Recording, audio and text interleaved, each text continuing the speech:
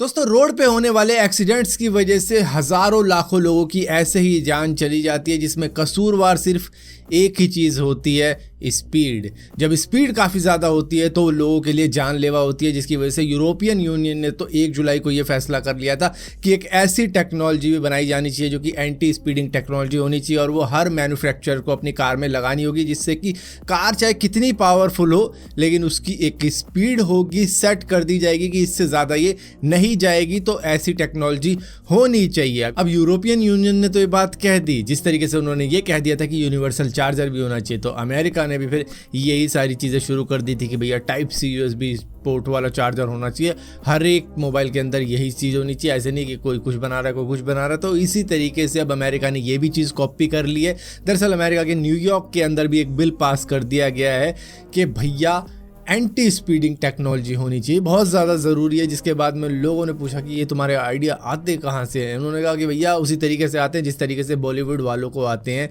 अच्छी अच्छी फिल्में बनाने के। दूसरों की फिल्म देखी, उसके बाद में आइडिया कॉपी कर लिया। तो इसी तरीके से हमारा भी चलता है। खैर, ये तो मजाक की बात हो गई। तो यूएस के कैलिफोर्निया के अंदर भी एक और नई चीज़ हो चुकी है कि भैया 2035 के बाद में कोई भी पेट्रोल डीजल वाली कार वहाँ पर नहीं बिकेगी। चलेगी नहीं ऐसा नहीं कह रहे, बिकेगी नहीं, मतलब जो भी नई कारें आएंगी वो नहीं होगा। सेकंड हैंड कार खरीद सकते हो पेट्रोल डीजल वाली, लेकिन नई नहीं आएगी। अब 2030 का तो इंडिया के अंदर भी हो रखा है कि 2030 के बाद में कोई भी पेट्रोल डीजल कार इंडिया के अंदर भी नहीं बिकेगी। दोस्तों, जितने भी लोग अब तक सोच रहे थे कि चलो सोनी का PlayStation 5 बाद में ले लूँगा, लेकिन अब बाद में करते करते सोनी ने भैया इसके प्राइस 10% तक बढ़ा दिए हैं दुनिया भर में। तो आगे से जो भी PlayStation 5 लेगा उसको 10% प्राइस हाई मिलेगा, लेकिन इसके अंदर इन्होंने USA को इंक्लूड नहीं किया। सारी दुनिया के अंदर बढ़ाए हैं 10%, लेकिन USA के अंदर नहीं बढ़ाए। इन्होंने कहा है कि भैया इन्फ्लेशन चल रहा है, करेंसी फ्लक्चुएशन हो रही है, जिसकी वजह से हमें प्राइस बढ़ाने पड़ रहे हैं। और रही बात USA की, तो भैया यहाँ पर तो वैसे ही बहुत ज़्यादा गरीब लोग रहते हैं, रिसेशन चल रहा है यहाँ पे, और काफ़ी ज़्यादा इकोनॉमिक चैलेंजेस हैं हमारे पास में पहले से ही, तो यहाँ नहीं बढ़ा रहे। बाकी दुनिया के मजे हैं, पैसा ही पैसा छाप रहे हैं, उनके लिए 10% बढ़ा दिए। तो भैया अगली सेल में अगर आपको सही रेट पे PS5 मिल रहा है तो ले लेना, क्योंकि आने वाले वक्त में इसके प्राइस 10% बढ़ने वाले हैं। दोस्तों, एक बात कंफर्म हो चुकी है कि एप्पल का बड़ा इवेंट अब 7 सितंबर को होने वाला है, जिस दिन शायद ये iPhone 14 सीरीज को भी लॉन्च कर सकते हैं, एप्पल वॉचेस को भी लॉन्च करके दिखा सकते हैं, या फिर एयरपॉड Pro 2 भी आ सकता है उस दिन। लेकिन एक चीज़ और बताई जा रही है कि जो मिनी वेरिएंट है उसको कट डाउन कर रहे हैं। यहाँ पर ये iPhone 14 मैक्स लेके आएंगे मिनी की जगह। यहाँ पे क्या होगा कि कम पैसों में बड़ी स्क्रीन वाला आईफोन लिया जा सकता है। इसी के साथ साथ बाकी सारी चीज़ें सेम रहेंगी। iPhone 14 Pro, iPhone 14 Pro Max ये सेम रहने वाले हैं, और नॉर्मल वाला जो आता है वो तो रहेगा ही रहेगा। दोस्तों, ऐसा सुनने में तो आपको आ ही रहा होगा कि 12,000 से नीचे के जो स्मार्टफोन होंगे वो चाइनीज़ मैन्युफैक्चरर नहीं बेच पाएंगे इंडिया के अंदर। शायद इंडियन गवर्नमेंट उनको बैन करने वाली है कि 12,000 से नीचे के स्मार्टफोन अब तुम यहाँ पे नहीं बेचोगे। यहाँ पे ये फ़ोन इंडियन स्मार्टफोन मैन्युफैक्चरर को बेचने दो, ताकि इन्हें भी मदद मिले। मेड इन इंडिया के फ़ोन प्रमोट होने चाहिए।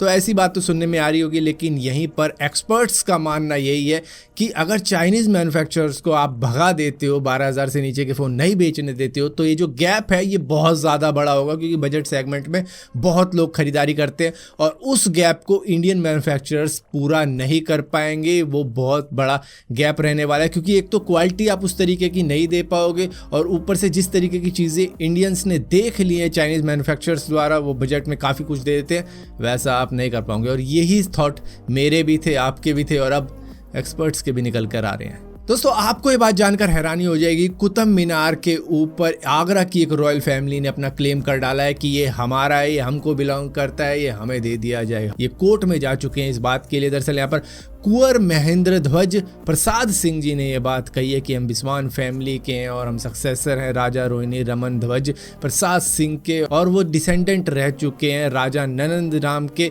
जो कि 1695 में इस दुनिया को छोड़कर चले गए थे, और उस वक्त में फिर औरंगजेब वगैरह ने कंट्रोल ले लिया था।